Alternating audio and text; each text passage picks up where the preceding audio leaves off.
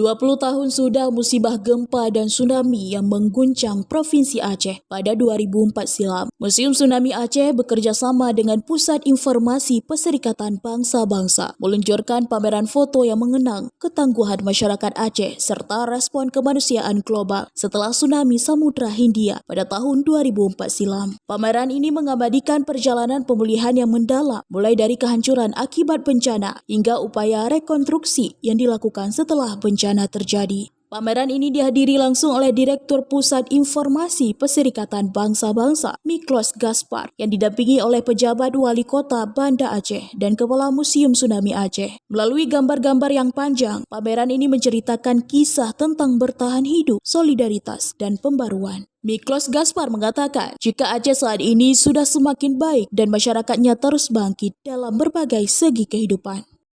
Indeed, what's very important is that if a tsunami were to happen again today, Aceh is very clearly better prepared than it was 20 years ago, and that the UN has supported that. But it's really thanks to the government and the resilience of the Acehese people that they are more prepared now than in the past.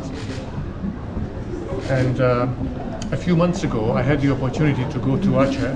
To come to Aceh for the first time, and then I really went to schools where I saw how children are learning as part of their education what to do in case there's a tsunami again.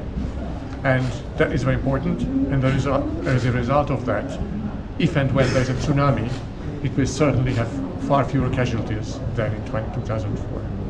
Pameran ini menyoroti peran penting yang dimainkan oleh berbagai badan PBB dalam mendukung pemerintah Indonesia, baik dalam respon darurat maupun upaya rekonstruksi jangka panjang. Selain itu, foto-foto yang ditampilkan dalam pameran ini juga memperlihatkan berbagai tonggak penting dalam pemulihan Aceh pasca tsunami, termasuk rekonstruksi pelabuhan Ulele, pembangunan rumah dan fasilitas medis, pemulihan layanan kesehatan, serta inisiatif yang mendukung lapangan kerja dan pendidikan. Dari Kota Banda Aceh, Fauzul Munandar melaporkan untuk Puja TV.